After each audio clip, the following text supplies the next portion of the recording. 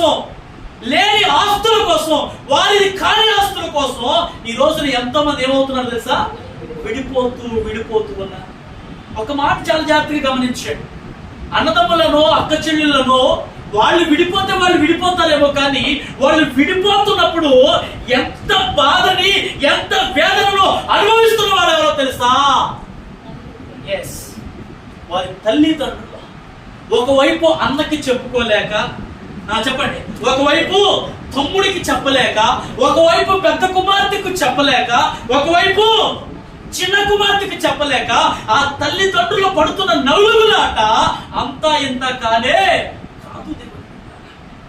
కానీ ఇలాంటి ప్రేమను లాగాలని దేవుడు ఏర్పాటు చేయలేదు. ఇది కేవలం మనుషులు మాత్రమే కల్పించుకున్నటువంటిది. ఏం తప్పు చేశాడని హేబేలు చంపబడ్డాడు? ఎంత ఘోరమైన పాపం ఏమైనా చేశాడా? ఏం చేశాడండి హేబేలు? చెప్పండి, ఏం చేశాడు? ఇప్పుడు బలి అడిగింది ఎవరు? నాకు అర్పణలు తీసుకురండి అన్నది ఎవరు? దేవుడు అన్నాడు.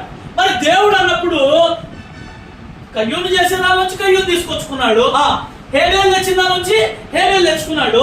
మన మనస్సు మంచిదైతే దేవునికి నువ్వు ఏమిచ్చినా, చెప్పాలి, ఏమిచ్చినా ఆయన స్వీకరిస్తాడు. ఎలా? ముందే చెప్పాను మీకు, మనం ఏ మనస్సుతో ఇస్తున్నామో అది దేవుడు చూచేవాడు. మన అర్పణ దేవునికి ఇష్టమైనదిగా ఉంటే ఆయన స్వీకరిస్తారు. ఇప్పుడు అర్పణ స్వీకరించింది ఎవరు? చెప్పమ్మా. అర్పణ స్వీకరించింది ఎవరు? దేవుడు కదా. కయ్యూను అర్పణ వదిలేశాడు, హేబేలు అర్పణ స్వీకరించాడు. ఇప్పుడు కయ్యూనికి కోపం రావాలంటే ఎవరి మీద రావాలి? ఏమైంది మీకు ఈరోజు? హల్లెలూయా. నేనేమో కొత్తగా చెప్తున్నానా, మీరేమో కొత్తగా వింటున్నారా? మరి ఎందుకు అట్లా చూస్తున్నారు? నాతో కలవండి, మాట్లాడండి. దేవునికి స్తోత్రం. హల్లెలూయా.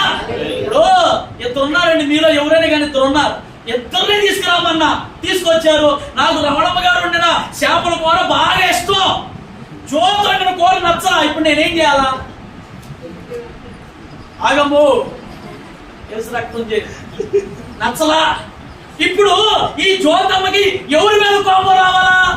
ఈ హేబేలు మీద రావాలా? అడిగి నా మీద రావాలా?